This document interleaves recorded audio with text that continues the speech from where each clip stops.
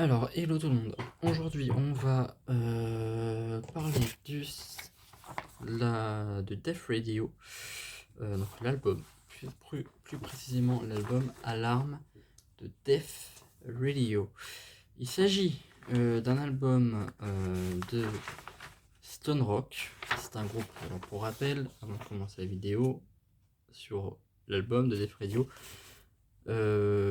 Def Radio, c'est un groupe. Def Radio, c'est un groupe de stoner rock grec. Inspiration de. Donc, pour rappel, j'ai fait une vidéo sur il y a quelques années sur ce groupe-là de stone rock.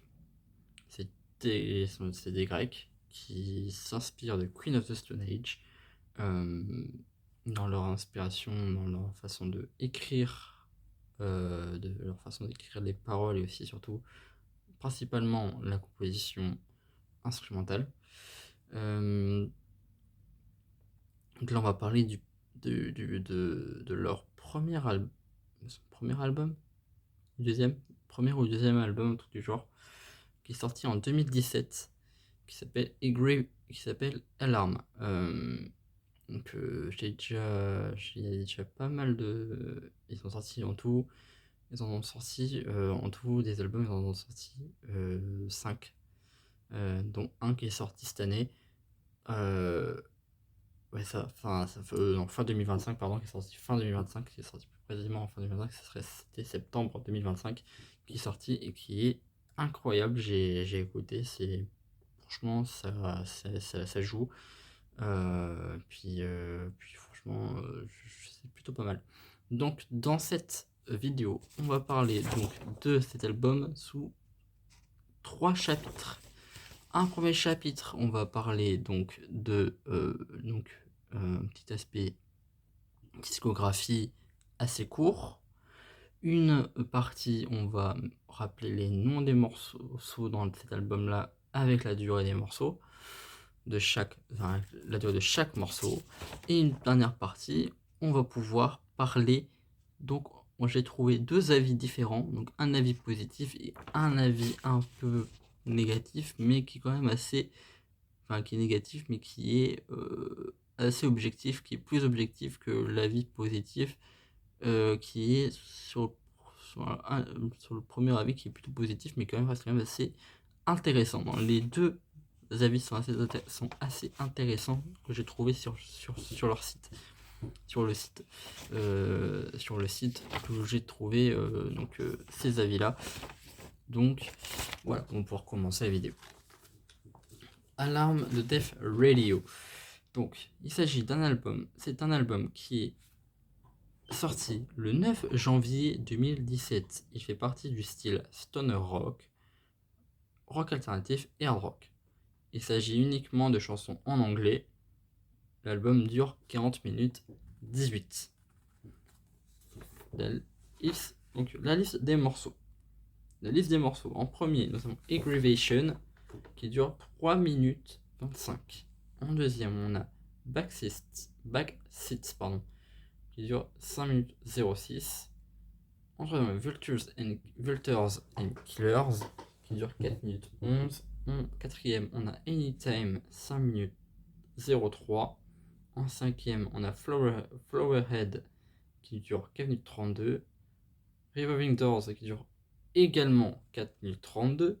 En septième, on a Trapped, qui dure 3 minutes 01.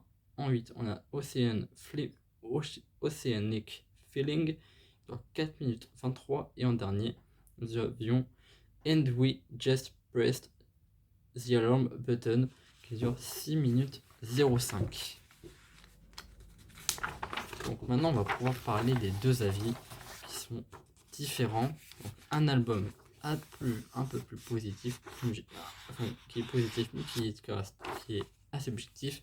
Et un deuxième qui est un peu plus négatif, qui est quand même assez objectif également, mais qui sont tous les 2 très très intéressants. Donc, premier avis. Un hard rock décentrique et décalé, avec des passages radiophoniques qui plairont aux fans de Queen of the Stone Age. Le son, fuzz et l'énergie sont bien présents. Écoutez le titre d'ouverture Aggravation, le quatuor grec démontre toute sa maîtrise au sein de cet arrangement complexe et précis. Il livre des morceaux superbes comme Vultures and Killers, Trapped et le titre final.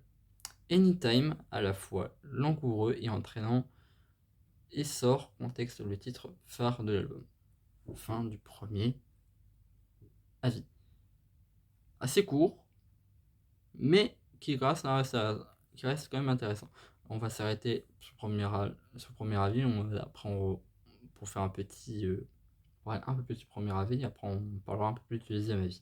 Alors, premier avis, donc, je pense que par rapport à ce qu'il voulait dire donc, dans cet avis-là, donc, en gros, on a, donc évidemment, je vous ai dit, ce groupe ce groupe grec radio, qui est la Def Radio, qui s'inspire beaucoup de Queen of the Stone Age. C'est donc un groupe, voilà, c'est radiophonique, donc ils ont beaucoup d'aspects radio. Pourquoi Def Radio, dont le nom du groupe Def Radio. Voilà, c'est tout simplement aussi simple que ça en termes pour le nom du groupe qu'ils trouvaient. Aggravation, donc le premier morceau de cet album-là. Donc on commence on commence pam, on envoie directement, on envoie directement les instruments et à peu près la voix, et après la voix arrive. On a quand même, c'est assez rentre dedans comme album. C'est un album qui est beaucoup de morceaux assez entraînants, qui sont assez calmes en termes de la voix, mais par contre instrumentalement ça envoie du lourd. Voilà. Vultures and Killers, c'est à peu près la même chose. De toute façon, les morceaux se ressemblent un tout petit peu. Chacun a sa façon différente de se séparer de chaque autre morceau, mais ils se ressemblent à peu près tous. C'est un peu l'aspect qui est un peu dommage de cet album-là, mais qui reste quand même excellent, que je trouve quand même excellent, à mon simple avis. Trapped, le titre, donc Trapped, qui est quand même un morceau un peu plus, on va dire, un morceau qui est un trip, pour moi c'est un morceau un peu plus calme, qui va quand même rester entraînant petit à petit, progressivement. On a des aspects un peu plus stoner dans cet album dans ces morceaux de cet album que les anciens. Le aspect hard rock va être un peu plus du côté un peu Guns N' Roses, mais seulement dans le solo de guitare. On a un solo de guitare dans Trip qui est quand même assez intéressant. En termes de la batterie, on s'approche énormément des Queen of the Stone Age. Et vous savez très bien qui est le batteur de Queen of the Stone Age. Je vais vous faire un dessin, c'est John Bonham. Non, John Bonham, n'importe quoi, John Bonham, c'est les Zeppelin. Non, c'est n'importe quoi. Non, j'ai perdu mes connaissances. C'est le batteur de Nirvana. Voilà. Nirvana, Queen of the Stone Age, vous avez. Qui était aussi le batteur-chanteur de Foo Fighters. Dave Grohl, voilà, c'est revenu. Dave Grohl. Qui est Dave Grohl, Mr. Dave Grohl. Voilà, j'en parle pas plus de Dave Grohl parce que sinon il y a des polémiques dans cette vidéo. Anytime. Qui est assez. Alors, un morceau qui va directement envoyé 10 jours à la drum. Direct, bam, on envoie la drum, la rythmique, drum and bass, va être incroyable. Drum and bass, pas le style, hein. La rythmique rock, hein. Voilà. La guitare va être très va être très progressive dans le morceau et va être très entraînante. Directement la voix, on en reparle directement, mais là ça va plus être punché en termes de la voix, même si son timbre de voix on en reparlera du timbre de voix dans le deuxième avis, parce que dans le deuxième avis il parle beaucoup de la voix, donc dans le premier avis ça parle plus des morceaux. Et le titre final, donc oui, là, je retrouve vite fait mes notes par rapport au nom du dernier morceau de cet album, c'est And We Just Pressed the Alarm Button. Ce morceau qui dure 6 minutes 05 est assez long en termes de durée pour un morceau de stone rock, mais qui est quand même intéressant. Voilà, j'ai pas d'autre chose à dire par rapport à ce morceau-là. C'est quand même le morceau, pour moi, c'est l'un de mes morceaux. C'est pas l'un de mes morceaux préférés de cet album. Mon morceau préféré de cet album, ça reste quand même Flowerhead et Revolving Doors, que j'ai beaucoup aimé ces deux morceaux dans cet album-là, que je n'en on va sûrement peut-être en parler dans ce deuxième avis, si je retrouve bien mes notes. C'est effectivement ça. Donc, deuxième avis. Là, on va parler de deuxième avis. Là, c'est un peu plus intéressant. Là, il y a beaucoup de choses à expliquer juste avant l'outro de la vidéo, qui va être... Voilà, vous verrez. Deuxième avis, il est plus précis.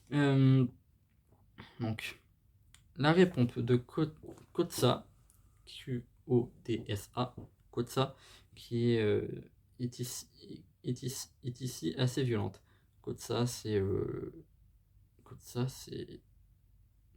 genre, je sais pas qu'est-ce que c'est Kotsa. Désolé, j'ai pas la ref. Mais qu'on rassure, puisque la bande à hommes est partie sur un autre depuis, ira Valgoris. Je pense que Kotsa, c'était un ancien chanteur de Def Radio, et maintenant le nouveau chanteur c'est Era Vulgoris, Era Vulgoris, évidemment Vulgoris, grec. Def Radio rend hommage au classique R et SFTD, entre parenthèses, le groupe étant nommé ainsi en hommage à Songs for the Dead et son storytelling radiophonique. Le premier bon point, je pense, un bon point. Le premier bon point qu'on aura. Premier bon point, et je pense qu'on aura le seul bon point de cette critique. Ça implique un album globalement bien joué qui vise l'efficacité rock plutôt que la répétitivité cliché dans laquelle tombent trop de groupes de stoner. Ça implique également que le chanteur sait chanter. Pourquoi? J'en reparlerai plus tard. Pourquoi il met ça? Oui, un chanteur c'est chanter. Ça sert à rien de mettre ce genre de truc. On croit d'ailleurs entendre homme la moitié du temps. Je ne comprends pas pourquoi il dit ça. Aggravation démarre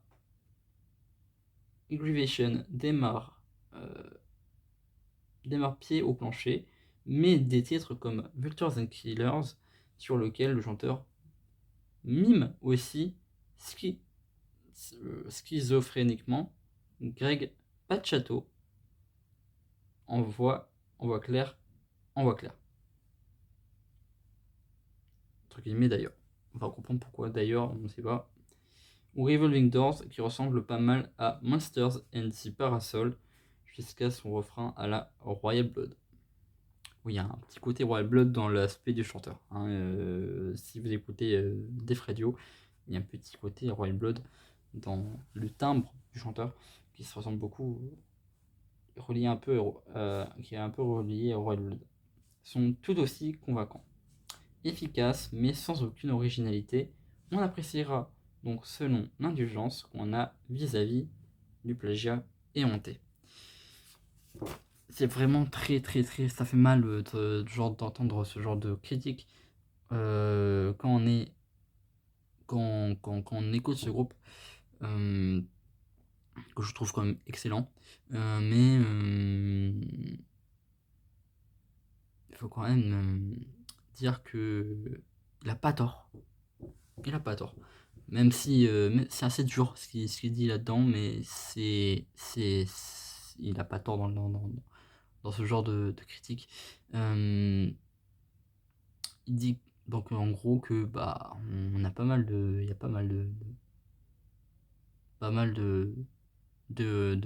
clichés.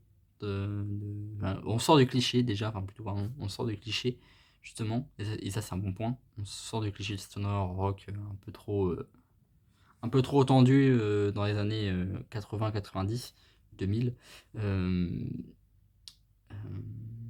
jusqu'à aujourd'hui. Et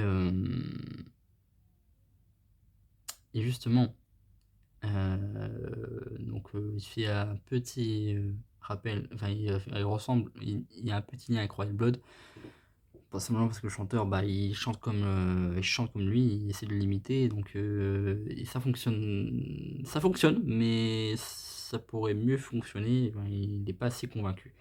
C'est pour ça qu'il dit que plagiat est hanté. Monster of the Parasol, donc vraiment ce morceau incroyable de Royal Blood qui est juste monstrueux, mais ça ressemble beaucoup, effectivement, quand on écoute Revolving Doors ou Volters and the Killers, ça ressemble beaucoup à Monster and the Parasol de Royal Blood, qui n'est pas un mauvais point, mais qui est quand même un bon point, justement, mais effectivement, il y a un peu trop de... Quand on écoute attentivement ces deux morceaux-là et qu'on écoute attentivement Monsters in the Parasol, il y a beaucoup de choses qui se ressemblent, malheureusement, et c'est un peu dommage. Mais en fait, il y a un peu, on va dire que critique qui a écrit cette critique va, on sent qu'il est un peu déçu entre guillemets de cet album, mais que ça pourrait, qu'il dit quand même des choses quand même intéressantes dans cet album-là. Bon, voilà, c'est pas grand chose à dire de plus. Il y a beaucoup de choses répétitives, oui, d'accord, on a compris ça. Mais le fait qu'il ne sait pas chanter, excuse-moi, mais au bout d'un moment, un chanteur qui sait pas chanter, qui se mette qui fasse autre chose, je suis désolé, mais il a une voix incroyable, le mec. Moi, je trouve qu'il chante super bien, et il a un timbre de voix que moi, j'adore. Pour du stoner, hein. Pour un groupe de stoner, c'est quand même un bon timbre de voix. Puis il part assez dans les aigus assez facilement. C'est ça qui est compliqué, qui est très technique dans ce qu'il fait, et ça j'aime beaucoup. C'est sur de où est-ce qu'il fait. Pour l'aspect instrumental, beaucoup trop de... c'est stone, hein, c'est stoner, hein, il y a énormément de crates dans les aigus, énormément d'effets, énormément de la rythmique basse-bat qui est assez,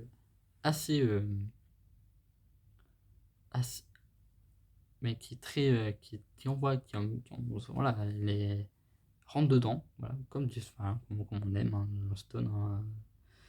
Donc voilà, c'est un groupe grec qui vaut le coup d'être écouté. Et cet album-là, je vous conseille d'écouter cet album-là si vous voulez écouter et découvrir Death Radio. Je vous conseille de commencer par cet album-là, parce que après d'autres albums se ressemblent moins que cet album-là, mais c'est déjà pour commencer à écouter Death Radio, il faut écouter la base, c'est Alarm. C'est la base cet album-là, pour moi. Après, il y aura d'autres. Vraiment, il y en aura d'autres qui vont dire ah non, mais il faut écouter ça, il faut écouter ça pour avoir. Après, j'adore aussi l'album Colors de Death Radio, j'adore aussi. Donc, tous les albums sont excellents, mais celui-là, il est vraiment basique en termes de stone rock. Il est vraiment basique pour l'aspect stoner grec, stoner européen. Voilà, parce qu'il n'y a pas beaucoup de groupes stoner européens qui osent faire un peu ce que font Def Radio, et il n'y en a pas beaucoup des groupes de stoner européens. Quand on voit plus précisément, les groupes de stoner vont plus être en Australie, aux États-Unis ou au Canada. Peut-être il y en a, je connais peut-être, il y en doit en avoir en Asie, mais malheureusement je connais pas trop les groupes asiatiques, même si voilà, j'adore tout ce qui est culture asiatique, mais je crois qu'il n'y a pas beaucoup de groupes. Il y a énormément de groupes de rock asiatiques, mais stoner rock, je ne pense pas qu'il y en ait énormément. Je pense qu'en Asie, on va plutôt avoir des groupes de rock psyché, des groupes de rock de hard rock ou même de hard rock, métal. Principalement ce genre de plutôt principalement ce genre de musique-là parce que, bah, les asiatiques, c'est des virtuoses, tout simplement. Écouter aussi des groupes allemands parce que les Allemands sont très, très forts aussi dans le rock. Les Anglais, bah, c'est le top du top en termes de rock, si on veut parler du rock européen. Mais les Grecs, franchement, je m'attendais pas que ce soit. Je m'attendais plus à être plutôt les Grecs. C'est vrai que en termes de rock, ils sont pas très forts, mais ce groupe-là, il se déplace un peu plus. Il se départage d'autres groupes grecs. Je connais pas beaucoup des groupes grecs. J'en connais pas beaucoup, mais voilà. En tout cas, c'était une petit aspect de cette vidéo qui est assez intéressante. On va pouvoir parler prochaine vidéo, une story of. On repart sur le story of bands. Voilà, donc on a refait la boucle. Story of bands, Totten Driver Full Time, story of albums. On repart sur cette boucle là vu que l'interview d'Yasbody est sortie. Et je vous conseille d'aller la voir justement si vous voulez,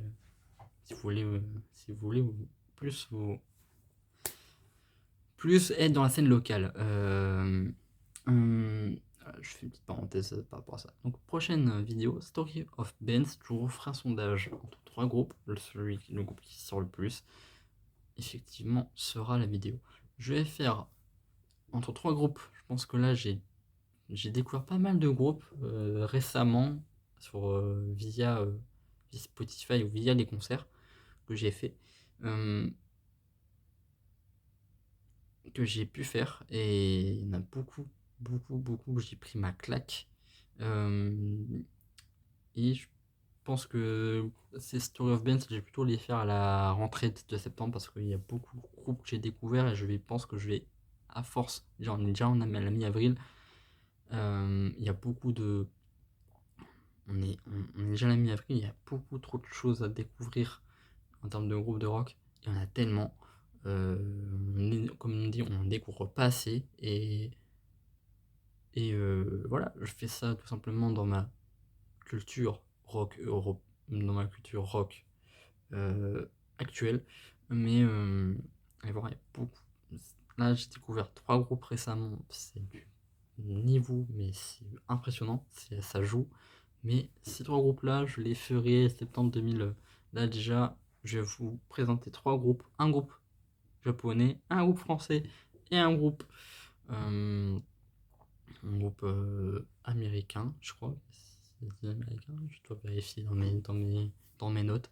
En tout cas, je vais vous faire un petit sondage entre ces 3 groupes-là, celui qui leur sort le plus. Je sais qu'il y en a beaucoup qui vont me dire ah, le groupe japonais, je veux bien parce que c'est celui qui attend le plus et très attendu.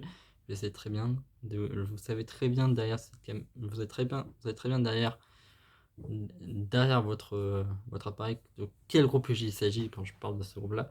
Il y a un groupe français du métal que je sais très bien de quel groupe il s'agit parce que c'est du métal instrumental et c'est incroyable, ils sont très très forts, ça joue à mort et, et voilà. Je vous en dis pas plus parce que je vous dirai ça en story sur Instagram via le sondage et comme d'habitude, sondage. Vous connaissez la chanson. Bref, sur ce, je vous laisse pour aujourd'hui et on se dit à la semaine prochaine pour une story of bands.